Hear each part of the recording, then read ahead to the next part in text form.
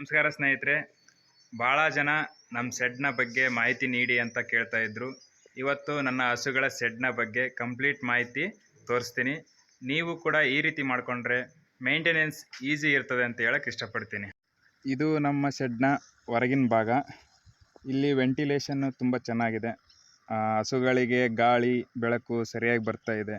ಮತ್ತು ಸುತ್ತಮುತ್ತಲು ನೀರು ನಿಲ್ಲದಂತೆ ನೋಡ್ಕೊಳ್ತಾ ಇರಬೇಕು.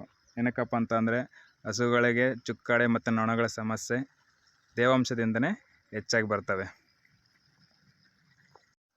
ಬನ್ನಿ ಒಳಗಡೆ ಹೋಗೋಣ.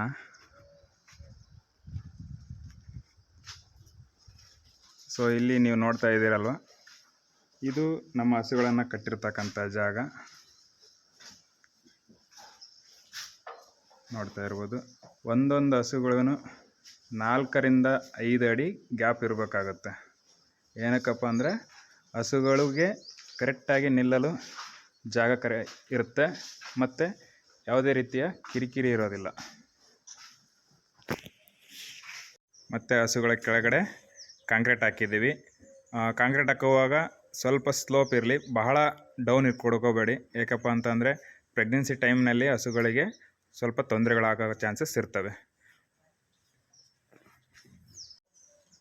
ಮತ್ತು ನಮ್ಮ ಶೆಡ್ನ ಅಳತೆ ಬಂದ್ಬಿಟ್ಟು 31 ಅಡಿ ಆಗಲ್ಲ, ಸೊ 51 ಅಡಿ ಉದ್ದ ಇದೆ. ಮತ್ತು ಮೇಲ್ಗಡೆ ಫೈಬರ್ ಸೀಟ್ನ ಹಾಕಿದ್ದೀವಿ. ಯಾಕಪ್ಪ ಅಂದರೆ ಈ ಬೇಸಿಗೆಯಲ್ಲಿ ಫೈಬರ್ ಸೀಟ್ನ ಅವಶ್ಯಕತೆ ತುಂಬ ಇರ್ತದೆ. ಸೊ ಈ ಮಧ್ಯಾಹ್ನ ವಿಡಿಯೋ ಮಾಡ್ತಾಯಿದ್ದೀನಿ, ಇಂಥ ಟೈಮ್ನಲ್ಲಿ ಕೂಡ ಸೊ ತಂಪಾಗಿ ವಾತಾವರಣ ಇರುತ್ತೆ. ಸೊ ಮತ್ತು ಇಲ್ಲಿ ನಾವು ದನಗಳಿಗೆ ಫೀಡಿಂಗ್ನ ಇಟ್ಕೊಂಡಿರ್ತಕ್ಕಂಥ ಜಾಗ.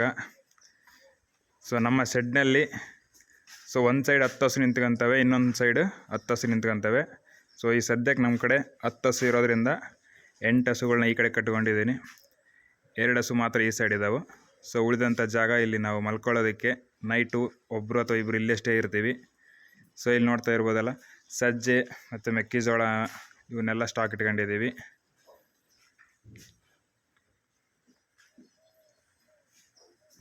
ಮತ್ತು ಹಸುಗಳನ್ನು ಕಟ್ತಕ್ಕಂಥ ಗ್ವಾದ್ಲಿಯನ್ನು ನಾವು 2 ಅಡಿ 9 ಇಂಚು ಭಾಗ ಕಟ್ಕೊಂಡಿದ್ದೀವಿ.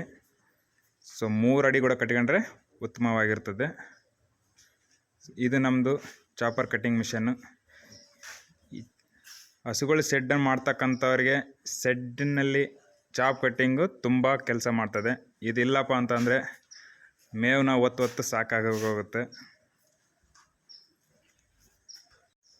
ಹಸುಗಳ ಮೇವು ಹಾಕೋದು ಮತ್ತು ಫೀಡನ್ನ ಯಾವ ರೀತಿ ಅನ್ನೋದನ್ನು ನೆಕ್ಸ್ಟ್ ವೀಡಿಯೋದಲ್ಲಿ ತಿಳಿಸ್ತೀನಿ. ಸೊ ಇವಾಗ ಒಂದು ಒಳ್ಳೆಯ ರೀತಿಯಲ್ಲಿ ಶೆಡ್ನ ಕಟ್ಟಿಕೊಂಡ್ರೆ ನಮಗೆ ಹಸುಗಳಲ್ಲಿ ಆರೋಗ್ಯ ಉತ್ತಮವಾಗಿರ್ತದೆ ಮತ್ತು ಇದರಿಂದ ಹಾಲಿನ ಉತ್ಪಾದನೆ ಕೂಡ ಕಡಿಮೆ ಆಗೋದಿಲ್ಲ ಮತ್ತು ನಮಗೆ ಮೇಂಟೆನೆನ್ಸ್ ಈಸಿ ಇರ್ತದೆ. ಸೊ ಇಲ್ಲಿ ನಮ್ಮ ಹಸುಗಳಿಗೆ ಮೇವನ್ನು ಹಾಕ್ಕೊಂಡಿದ್ದೀನಿ. ಇದು ಕಾಣ್ತಾ ಇರೋದು ನೇಪಿಯರು, ಅದ್ರ ಪಕ್ಕದಲ್ಲಿ ಅಮೂಲ್ 12 ಅಂತ ಬೀಜನ ಹಾಕ್ಕೊಂಡಿದ್ದೀನಿ. ಅದ್ರ ಪಕ್ಕದಲ್ಲಿ 2 ವರ್ಷ ಬರ್ತಕ್ಕಂಥ ಇನ್ನೊಂದು ಬೀಜನ ಹಾಕ್ಕೊಂಡಿದ್ದೀನಿ. 3 ಥರದ ಮೇವು ಹಾಕ್ಕೊಂಡಿದ್ದೀನಿ.